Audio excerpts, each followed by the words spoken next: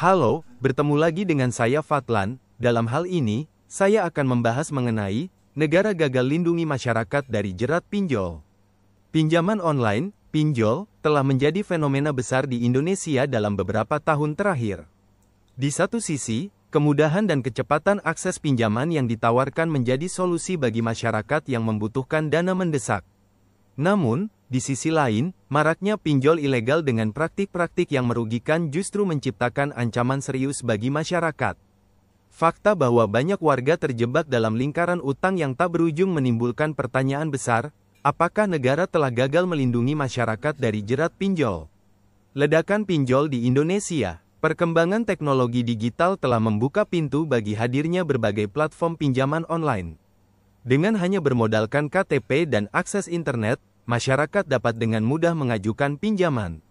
Dalam beberapa menit, uang bisa langsung cair ke rekening peminjam. Hal ini menjadi daya tarik utama, terutama bagi mereka yang tidak memiliki akses ke lembaga keuangan formal.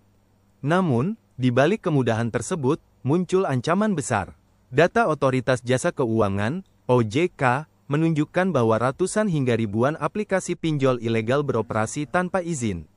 Pinjol ilegal ini seringkali menerapkan bunga dan denda yang tidak masuk akal, melanggar aturan privasi, serta menggunakan metode penagihan yang kasar dan intimidatif.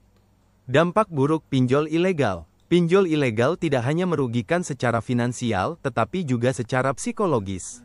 Banyak kasus peminjam yang diteror melalui telepon, pesan singkat, hingga menyebarkan informasi pribadi kepada kerabat dan teman-teman mereka. Hal ini menciptakan rasa malu, stres, bahkan trauma mendalam bagi korban. Tidak sedikit pula yang memilih mengakhiri hidupnya karena tidak tahan dengan tekanan yang diterima. Contoh tragis adalah kasus seorang ibu rumah tangga di Jawa Tengah yang mengakhiri hidupnya setelah diteror oleh debt kolektor pinjol ilegal. Ancaman terhadap keselamatan pribadi dan keluarga membuat banyak korban merasa tidak memiliki jalan keluar, meskipun utang mereka sebenarnya relatif kecil. Peran negara dalam pengawasan pinjol. Negara, melalui Otoritas Jasa Keuangan, OJK, dan instansi terkait, seharusnya menjadi garda terdepan dalam melindungi masyarakat dari ancaman pinjol ilegal. Namun, upaya yang ada sejauh ini masih dirasa kurang memadai. Beberapa alasan yang mendukung pandangan ini antara lain, kurangnya penegakan hukum. Meskipun pemerintah secara rutin merilis daftar pinjol ilegal dan memblokir situs atau aplikasi mereka, langkah ini seringkali tidak cukup.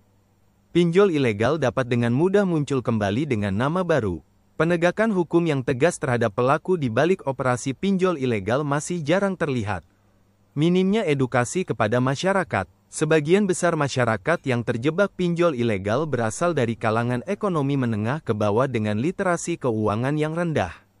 Minimnya edukasi membuat mereka tidak menyadari risiko dan cara mengenali pinjol ilegal. Kurang efektifnya kolaborasi antar instansi. Penanganan pinjol ilegal membutuhkan kerjasama antara OJK, Kementerian Komunikasi dan Informatika, kepolisian, dan lembaga lainnya. Namun, koordinasi antar instansi ini seringkali lambat dan tidak efisien. Solusi yang dibutuhkan untuk melindungi masyarakat dari jerat pinjol, negara perlu mengambil langkah-langkah konkret yang lebih efektif. Penegakan hukum yang tegas. Pemerintah harus menindak tegas pelaku di balik operasi pinjol ilegal. Penangkapan dan penghukuman yang transparan akan memberikan efek jera dan mencegah pelaku lain untuk mencoba praktik serupa. Edukasi keuangan massal. Program literasi keuangan harus digencarkan, terutama di daerah-daerah terpencil. Masyarakat perlu diberi pemahaman tentang bagaimana mengelola keuangan, mengenali pinjol ilegal, dan mencari alternatif pinjaman yang lebih aman. Penguatan regulasi. Regulasi yang mengatur pinjaman online harus diperketat. Semua aplikasi pinjaman online harus terdaftar dan diawasi oleh OJK, dengan transparansi penuh tentang bunga, tenor, dan biaya lainnya. Pemanfaatan teknologi. Pemerintah dapat menggunakan teknologi seperti kecerdasan buatan untuk mendeteksi dan memblokir aplikasi atau situs pinjol ilegal secara lebih cepat. Yang terakhir, pinjol, meskipun membawa manfaat bagi sebagian masyarakat, telah menjadi ancaman serius karena penyalahgunaan oleh pihak-pihak tidak bertanggung jawab.